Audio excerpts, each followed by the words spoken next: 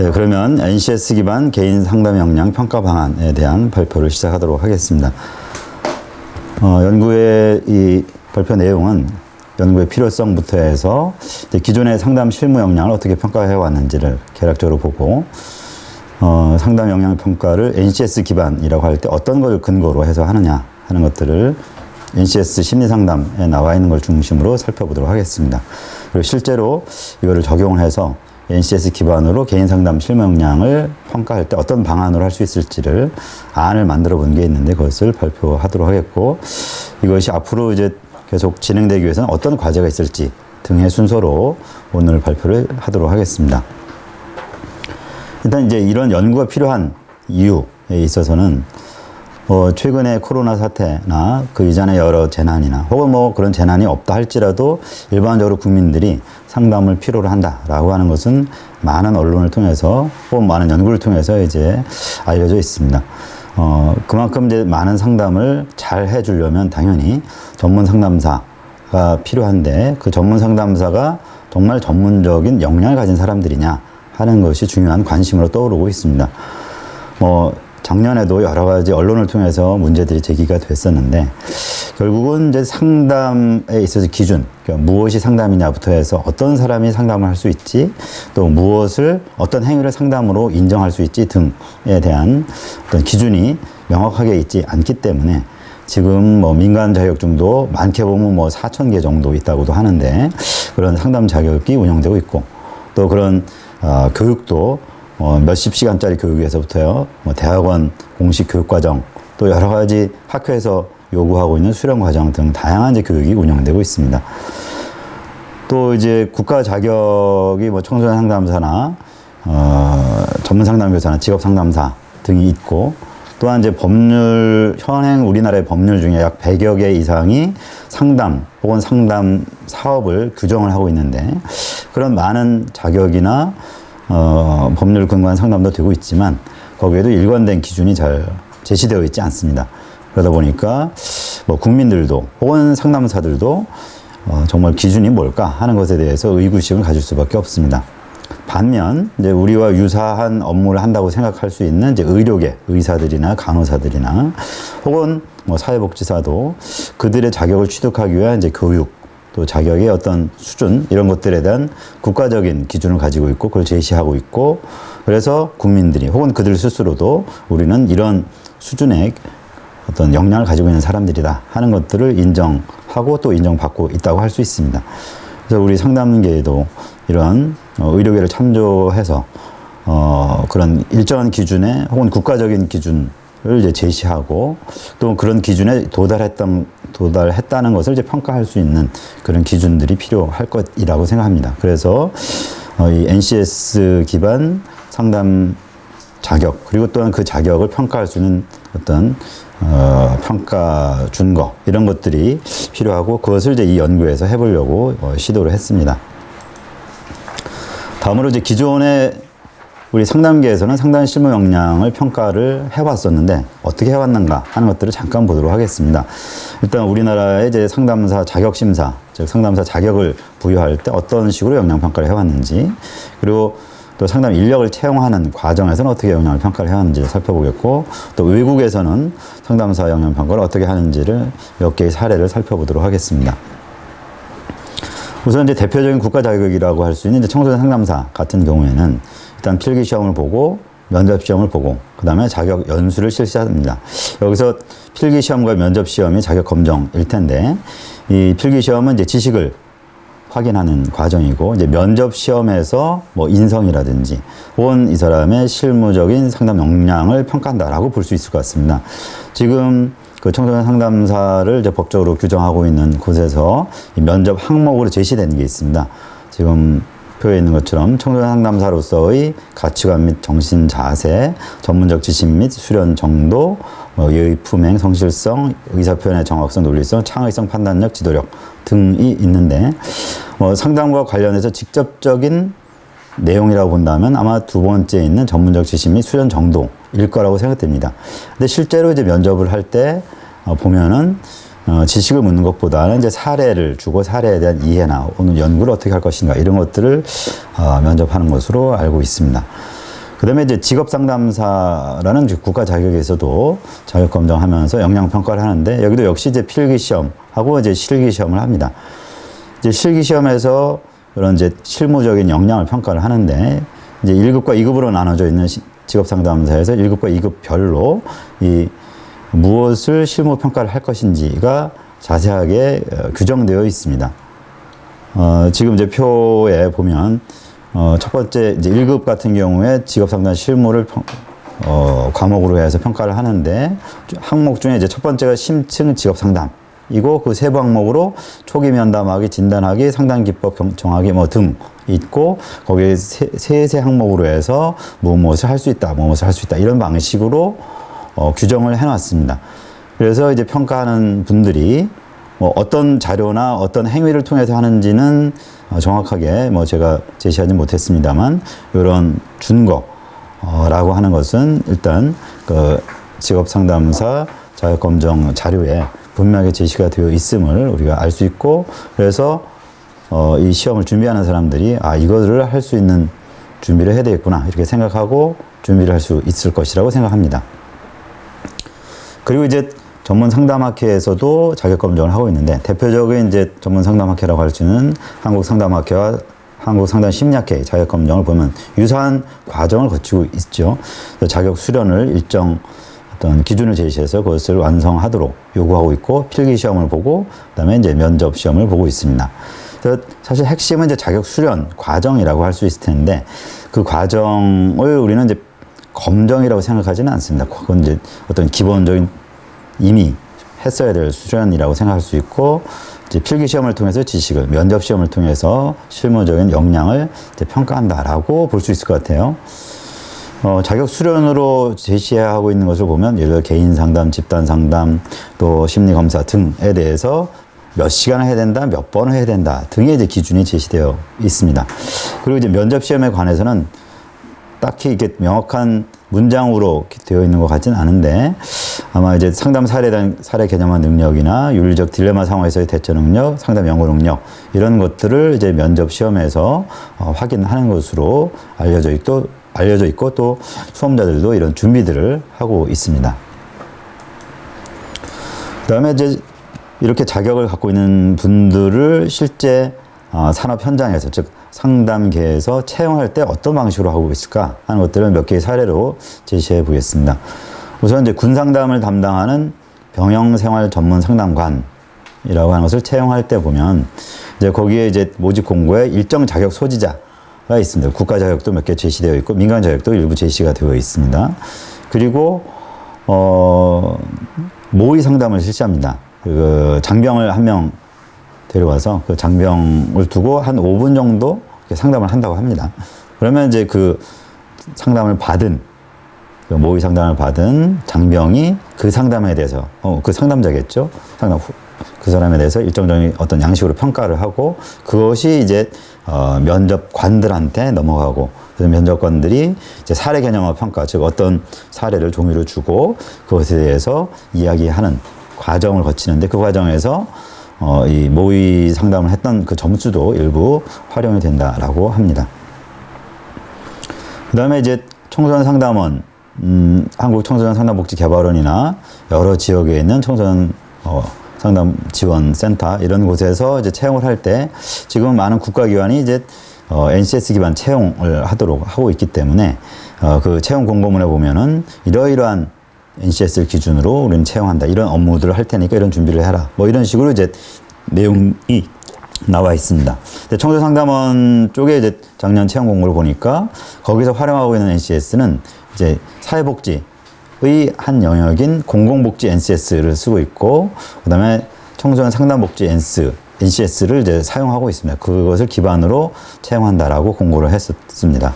그다음에 다문화 상담원 같은 경우는 일상생활 기능 지원이라고 하는 그 NCS가 있습니다. 그쪽과 사회복지 면담 쪽의 NCS, 시민상담 NCS를 기반으로 해서 채용하는 것으로 되어 있습니다. 물론 그 채용 과정에서 이걸 진짜로 어떻게 확인하고 있는지는 일부 확인을 해보면 면접 과정에서 어떤 물어보는 내용들이 아까 이제 그 청소년 상담사 자격 부여할 때나 혹은 민간 자격에서 심사할 때 했던 사례 개념화 이와 크게 다르지 않은 방식으로 질문을 하고 답변을 듣고 그걸 평가한다고 합니다. 그러니까 이제 NCS 기반 채용이라고 할 때 그것이 다른 과정에서의 이 채용이라는 것과 아직은 크게 다르지 않은 형태로 되고 있지 않나라고 보여집니다. 외국에서 하는 상담 역량 평가가 뭐 외국 또 나라마다 또 여러 가지 자격마다 다르겠습니다만 제가 이제 구할 수 있는 자료 중에서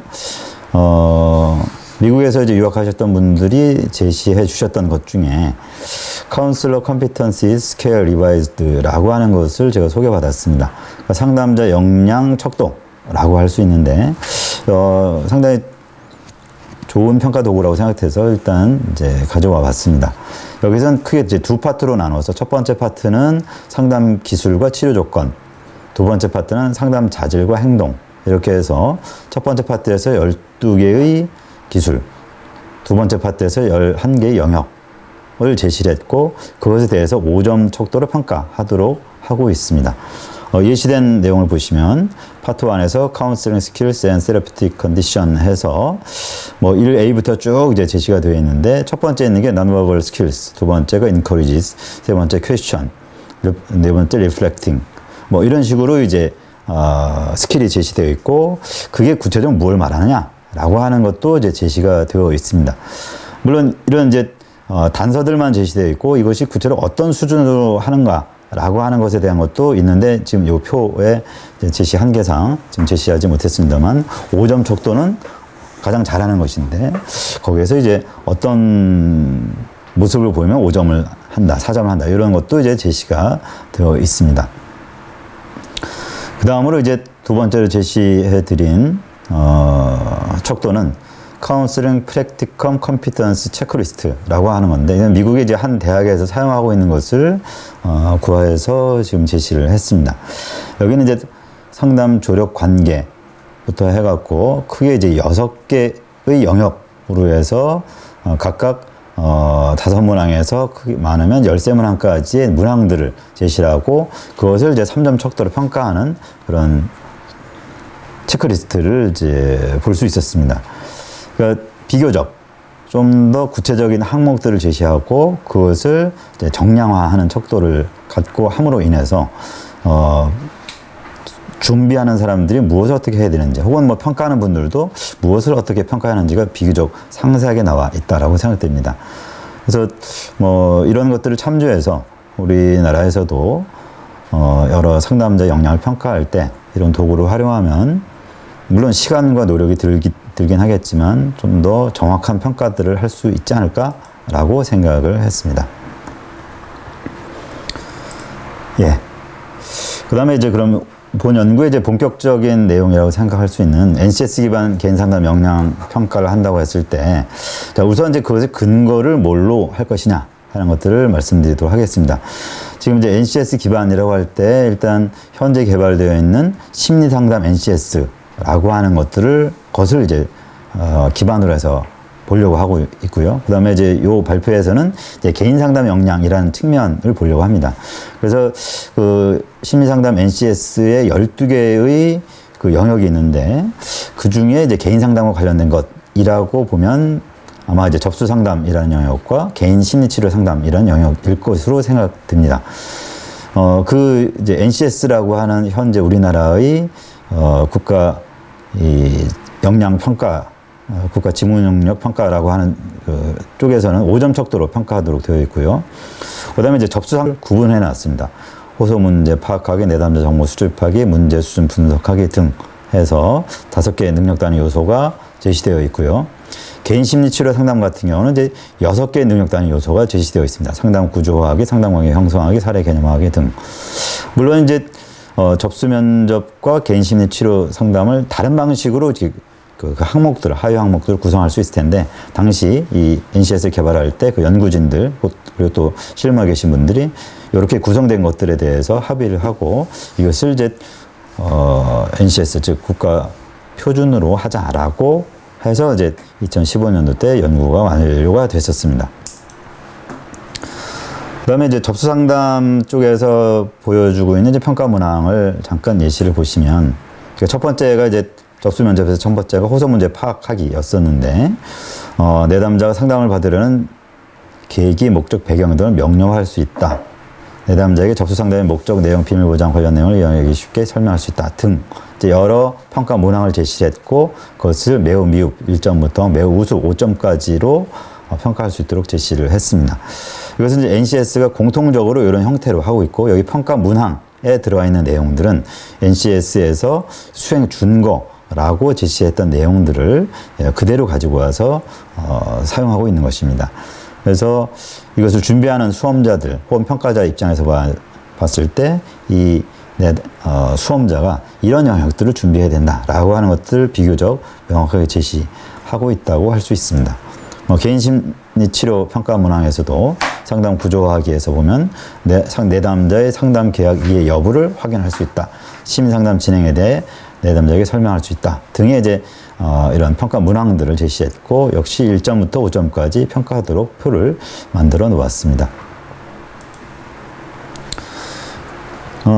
그리고 이제 참고로 NCS 기반 평가라고 할 때 그 NCS에서 제시하고 있는 방법이 한 10가지 정도 있는데, 그것을 제시를 했습니다. 이것을 제시한 이유는 지금 앞에 봤던 체크리스트 같은 경우는 사실 그 사람이 하고 있는 현장에서 그 사람의 어떤 모습들을 보고서 평가하는 것인데, 우리가 이제 어떤 누군가의 어떤 역량을 평가할 때 그런 식으로만 평가할 그런 식으로 그 방법 말고도 또 여러 방법이 있기 때문에 이런 NCS에서 제시하는 방법들을 잘 보는 것도 괜찮을 것 같아요.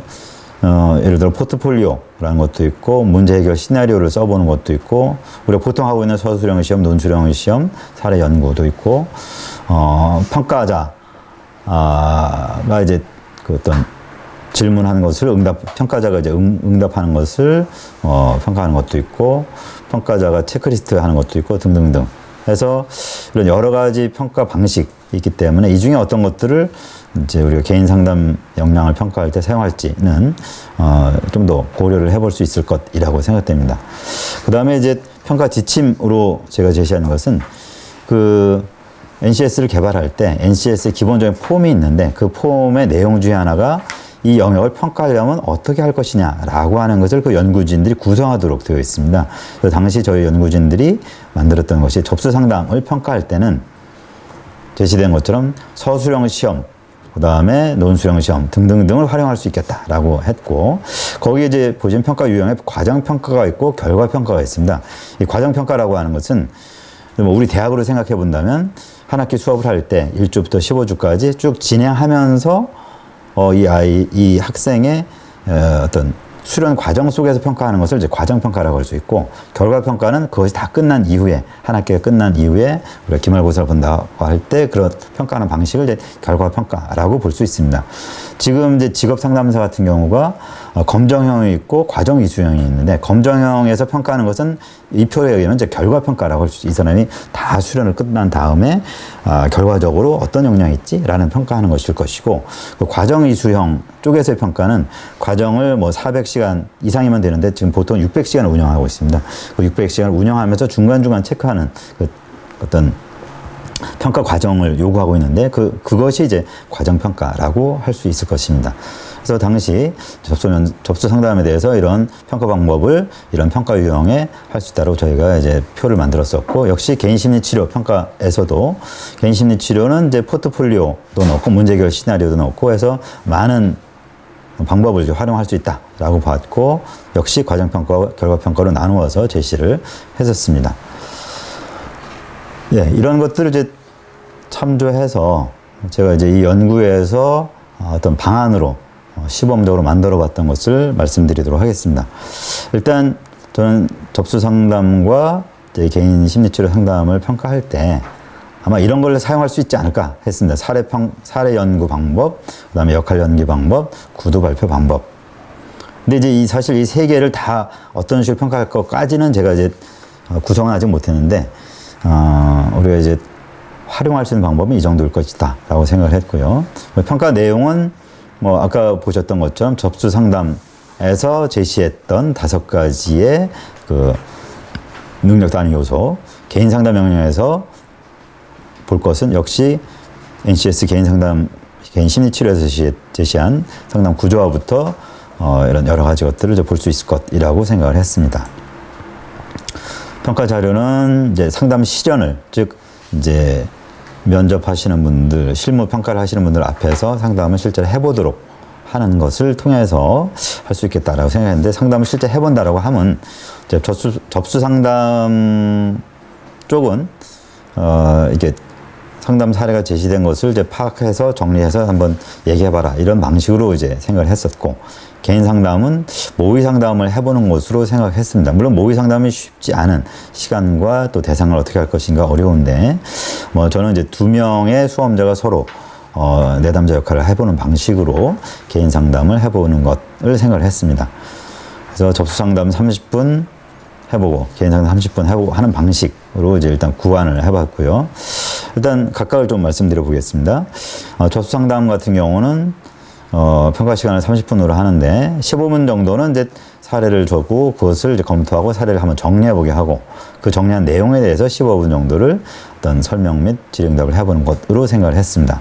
배점을 사례 파악에 15점, 분석에 15점, 사례 설명에 15점 이런 식으로 했고요. 그래서 이제 표로 사례를 정리하는 방식, 호소 문제, 내담자 정보, 문제 수준, 상담자 배정 시 뭘 고려할 것인지 등을 한번 정리해 보도록 하는 양식을 이제 만들어 보았습니다. 그리고 이제 각 역량을 이제 평가한다고 했을 때, 아까도 잠깐 보여드렸던 NCS에서 제시한 각 하위 영역의 평가 그 준거를 활용했던 이 수행 준거 혹은 평가 내용 이런 것들을 이제 참고를 했고, 그것을 그대로 다 사용하지는 않았습니다. 사례 파악 수행 준거를 NCS 심리 상담에서 보았던 것 중심으로 해서 제시를 해봤고, 사례 분석 수행 준거도 역시 참조해서 제시했습니다. 사례 설명 수행 준거는 사실 그 NCS 쪽에서는 없는 것인데, 제가 이제 면접 상황을 생각해 보면서 이분의 이제 의사소통 역량 이런 것도 우리가 보통 이제 보는 것이라고 생각을 해서 이 사례를 설명할 때 어떤 명료하게 설명하는지, 질문에 잘 답변하는지, 적절한 의사소통 태도 기법을 사용하는지도 평가하는 게 좋겠다 해서 이제 이것은 제가 따로 개발해서 좀 제시한 영역입니다.